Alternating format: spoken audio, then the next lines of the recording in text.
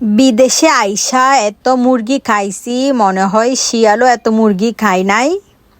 এটা খুবই ট্রেন্ডিংয়ে চলছিল এই কথাটা, তো কারণে আমিও শোনাই দিলাম।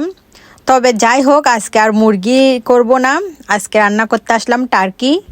এটা এক ধরনের পাখি, তবে এটা মুরগির মতোই দেখতে, তবে মুরগির থেকে অনেক বড় সাইজে হয়।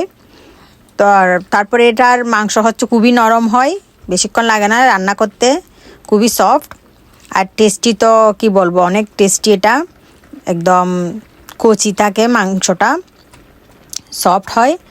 তো আজকে আমি রান্না করব গ্রাম বাংলার আগের দিনে রান্নার মতো, সব পেঁয়াজ রসুন মাংসের সাথে ভালো করে মেখে মশলা দিয়ে মেরিনেট করে রাখতে পারলে ভালো হয়। তবে আজকে আমি মেরিনেট করলাম না, এভাবেই রান্না করে ফেলবো, যেহেতু রাতের বেলা রান্না করতেছি, রাত হয়ে গেছে।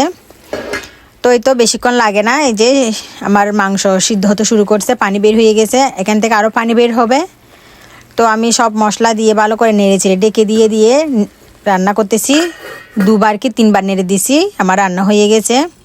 তো ওইখানে দেওয়ার জন্য আমি একটা মশলা বানাচ্ছি, মশলা না, একটা জিরা, ভাজা জিরা গুঁড়া দেব। তো জিরা একটু টেলে নিচ্ছি, তারপর এটাকে ক্র্যাশ করে মাংসে দিয়ে দেবো না, কারণ টার্কির মাংস একটা স্মেল থাকে, তো স্মেলটা যাতে না হয় এই কারণে। তো এই যে, তো যখন বেশি পানি বের হয়ে গেল, আমি আলু আর টমেটো দিয়ে দিলাম। আমার বাচ্চারা আবার আলু ছাড়া খেতে পারে না, যার কারণে আলু দেওয়া। তো আলু টমেটো দিয়ে আমি ভালো করে রান্না করে নিলাম। এই দেখেন কত পানি বের হয়েছে।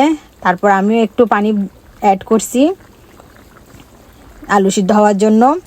তারপর এটা আমি বার্গারে দিয়ে দেবো বা তেলে কারি পাতা দিয়ে, তাহলে আরও স্মেলটা স্ট্রং হয়। এই তো খুবই সুন্দর খেতে হয়। রান্না হয়ে যাওয়ার পর আমি এখন জিরা, ভাজা জিরাটা ক্র্যাশ করে দিয়ে দিলাম।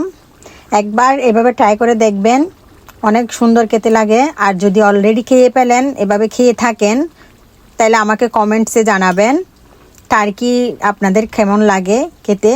আমাদের তো খুব ভালো লাগে চিকেনের থেকে, আর টার্কির একটা আলাদা ফ্লেভার আছে, এটাও খুব ভালো লাগে।